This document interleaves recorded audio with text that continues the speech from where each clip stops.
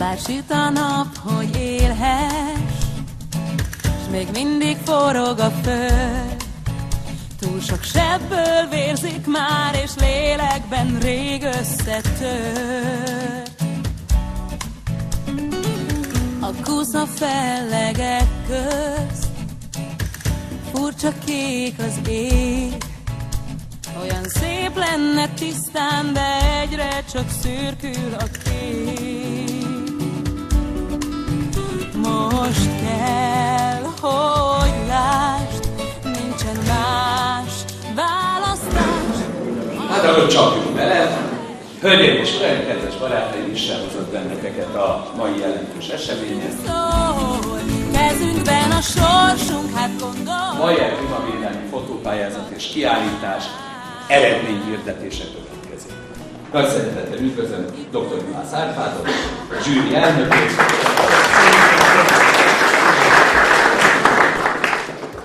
Hát azért lettem én az elnök, mert én voltam a pontozásnál a legjobb színű.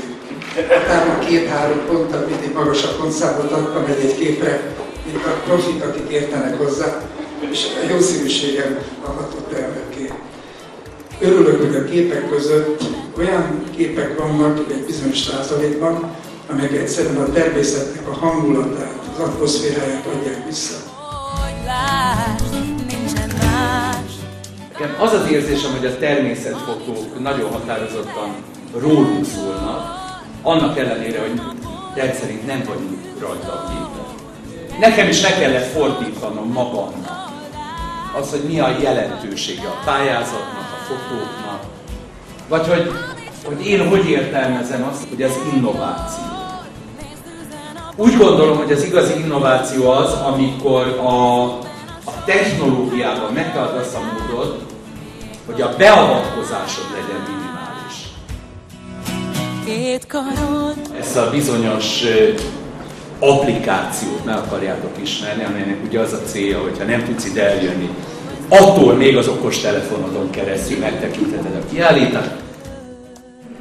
So with this year's contest, photo contest, we intended to activate people here in Hungary to send a message to them and to find out what they think about their environment, about nature, and as the topic says, what is life in forests.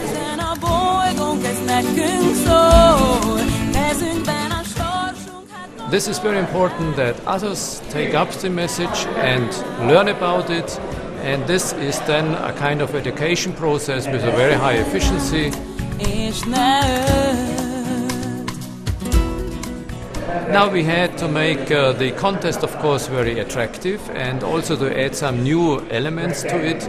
Therefore, for the first time in 2011, even when we have done the contest now for 8 years, we have included a new category with pictures made by the mobile phone.